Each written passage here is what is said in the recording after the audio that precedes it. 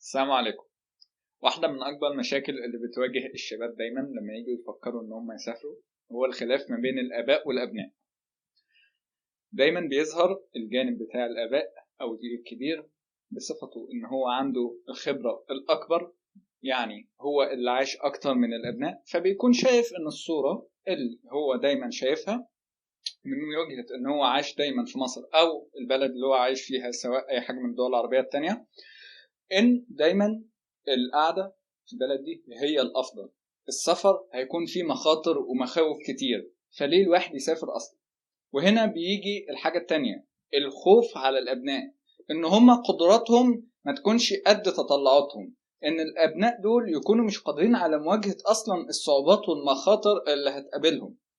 تالت حاجة ودي الأهم، إن هما بيكون عندهم القدرة على الدعم المادي الكبير، ودي بتبقى المشكلة أو العقبة الكبيرة قدام أغلب الناس أو أغلب الشباب، لأن الشباب بيكون عندهم أحلام كبيرة وأهداف نفسهم يوصلوا لها، فشايفين في إن دايما الخروج من اللي هم فيه والسفر لبره أهم خطوة لأن هم يقدروا يحققوا أحلامهم وطموحاتهم دي، وشايفين إن الدعم المادي أو موافقة الآباء بتكون حاجة مهمة جدا ودعم كبير لهم سواء اجتماعيا أو ماديا. وهنا بيجي السؤال الأهم، هل هيفضل دايما كل ما حد يفكر إنه يسافر من الشباب تكون قدامه عقبة الأهل وإقناعهم، ولا هنوصل أخيرا لحل وسط يرضي الطرفين؟ دلوقتي نيجي لأسباب رفض الآباء. هنلاقي كلها بتتلخص في إن السفر حاجة ملهاش لازمة أصلا. ليه أسافر وضيع وقت وفلوس؟ فلوس بتضيع، وقت قاعد يعدي من عمر الإنسان اللي بيسافر أيا كان الهدف اللي هو رايح يحققه. ودايما بتكون نظرية الآباء اللي عايز ينجح في بلده، ليه تروح تنجح في بلاد غريبة؟ هنا لازم نبص ونقف شوية، هو إيه فايدة إن أنا أسافر أصلا؟ مبدئيا لما الشخص بيسافر ويتعامل مع مشاكل جديدة، دي حاجة مهمة جدا عشان خاطر الشخص يبني الشخصية المستقلة أو اللي عندها القدرات التحليلية الكفاية لأنها تقدر تشوف الحياة بمشاكلها، بمميزاتها، بعيوبها، بجميع جوانبها. تخيل إن معاك 1,000,000 جنيه، وال1,000,000 جنيه دول هتعمل بيهم مشروع وبتقول المشروع ده هيكسب كتير جدا.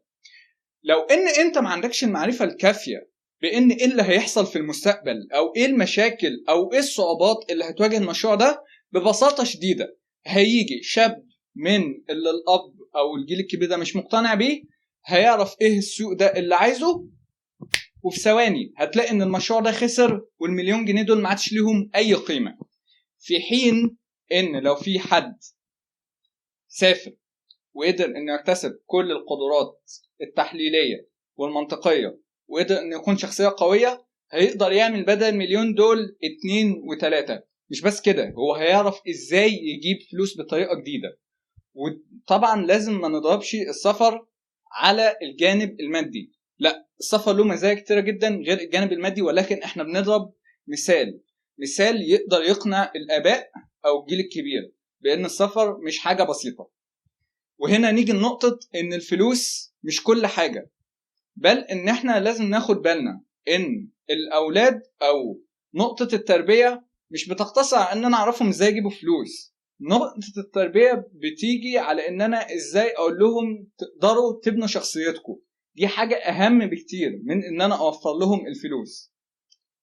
وما ننساش كون وجود ابنك برا ده بيخليه يقدر يضمن مستقبل أفضل، ودي حاجة أهم من إن يكون الحاضر كويس، لأنك ما تعرفش في المستقبل الحاضر ده هيفضل كويس ولا هيبقى أسوأ لا قدر الله.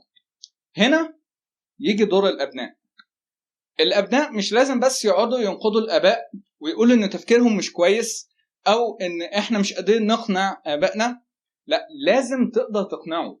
أنت لما هتسافر أيا كانت الوجهة اللي هتروحها هتلاقي في مشاكل كتير بتواجهك، هتلاقي في ناس بتنتقدك في دينك، ناس بتنتقدك في طريقة تصرفك، ناس بتقولك أنت عامل كده ليه. ممكن أساسا تقدر تخسر شخصيتك لو أنت مش قادر تبنيها كويس أو أنت ما عندكش المعرفة الأساسية من وأنت عندك في بلدك.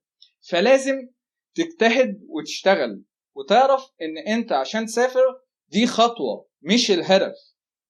احنا كشباب مش رايحين نسافر عشان خاطر ده خلاص land of dreams رايحين نحقق كل احلامنا، لا، دي خطوة عشان خاطر نحقق احلامنا مش هتقف عند السفر، احلامنا ما بعد السفر. في النهاية احب اوجه رسالتين للاباء وللابناء بالنسبة لموضوع الاقناع للسفر للخارج. بالنسبة للاباء خدوا بالكم، مش دايما لما تيجوا تكلموا اولادكم يكون الكلام رفض او ان مفيش سبب مقنع، لا، لازم ما تسافرش. شوفوا قد المسؤولية ولا لا، وشوفوا قد ان هو هيقدر يواجه الظروف ولا لا والصعاب، وبعدين احكم. بس ان شاء الله لو قدرت ان انت تشوفوا قد المسؤولية شجعه، ما تندمهوش على انه خد القرار ده، سواء منه هو قبل ما يسافر او بعد ما يسافر. وبالنسبة للابناء اقنع والديك ان انت قد المسؤولية، ان انت فعلا عندك الشجاعة والقدرة على ان انت تواجه كل الصعاب اللي هتواجهك بره، وصدقني بإذن الله هيقدروا يقتنعوا. وبالنسبة للطرفين خدوا بالكم، الدعم الاجتماعي والنفسي قبل وبعد السفر من أهم الحاجات اللي بيحتاجها أي إنسان خارج بلده عشان يقدر يحقق المستقبل اللي هو بيحلم بيه.